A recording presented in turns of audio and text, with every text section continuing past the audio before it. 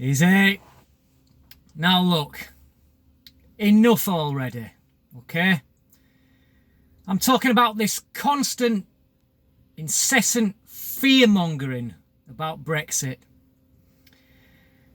Let me just run through what we've had this week now about what could happen in a no-deal Brexit situation. Now you notice that it's always could happen. It's always could this, it's always could that. They never bother to do any research before getting to it and saying, oh yeah, this is likely to happen. They never bother doing that because they know that there's got nothing to back it up with. So what have we had this week so far? Well, at the beginning of the week, we were all told that we were going to run short of food. That import of food is going to come to a sudden stop because of delays at the ports and all the fresh fruit's going to perish. And of course, I did expect this. I've expected this for quite some time, for them to say something like that. And there is one word that I was getting ready for them to use, but I never actually believed they would use this word, and that is the R word. By that, I mean, can you ever guess? Rationing. We're going to have rationing of food in the UK. Of course, we had rationing of food in the Second World War, but back then things were different. For a start, the population was a lot less. But more importantly, there was this sense of community spirit where people looked out for one another. That's all gone, unfortunately, now. It's every man for himself. And if the word rationing is used, you know exactly what's going to happen. Everybody's going to descend on the supermarkets, baseball bat in one hand, axe in the other hand, and it's going to be one mass brawl. There's going to be blood sprayed everywhere because everybody wants to clear the shelves as quickly as they can of the last remaining loaves of bread and pints of milk.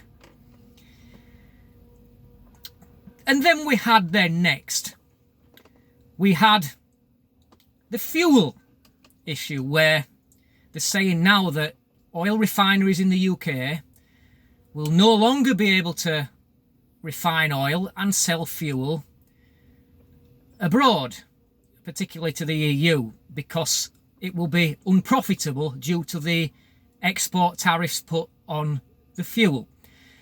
So the oil refineries will close down because they can't make a profit. And we will have to rely more extensively on foreign fuel to be bought in. And of course, foreign fuel, the taps can be turned off just like that.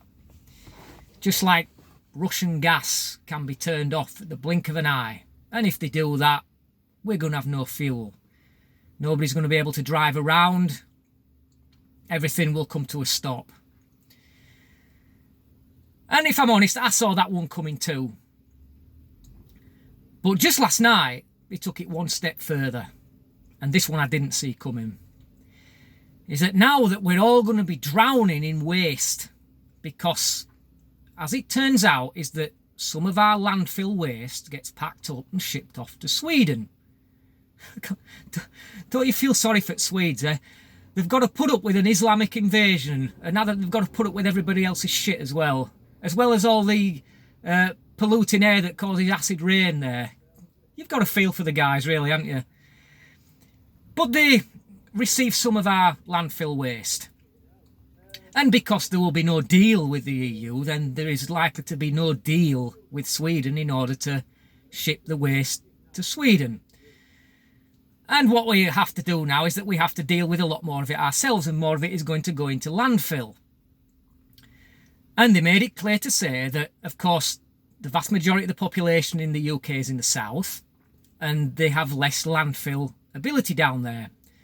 So what they're likely to have to do is to ship it to the north of England to be put into landfill there. You see what they did there? What areas in this country voted overwhelmingly for Brexit?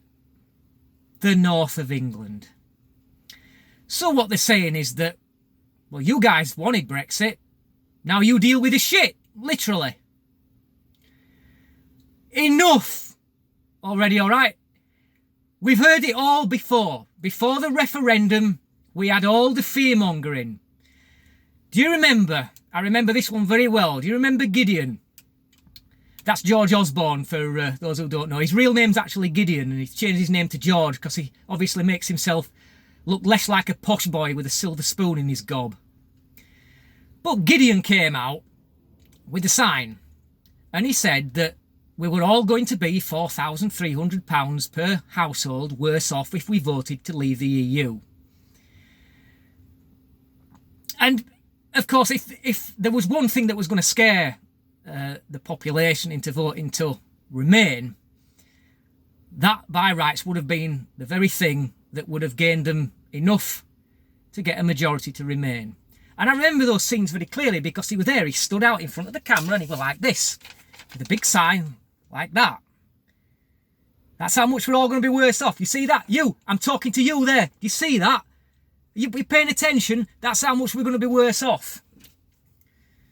Of course, it didn't come to fruition, did it?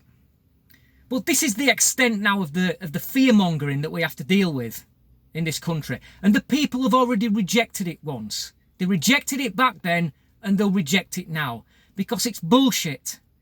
The world will not stop. They're going to next tell us that the sky is going to fall in if we leave without a deal. I am sick, absolutely sick to the back teeth of listening to this crap. When do the BBC ever come out with any positive news about Brexit? Occasionally through very gritted teeth. And even when they do, you've got a reporter that's actually pushing it. Oh, but don't you think this might happen? Oh, but don't you think that might happen? They actually push them into saying something. We don't buy in it, people. Message to the government and the BBC, we are not buying it. Get on with it. We voted to leave. You can't scare us anymore. We've heard it all before. We are not buying it anymore. Shut your mouths. Get on with the planning for no deal. And stop the non-stop fear-mongering. Thank you for watching. I'll take this opportunity to thank you all for your continued support in watching the videos. It's greatly appreciated. Until next time, easy.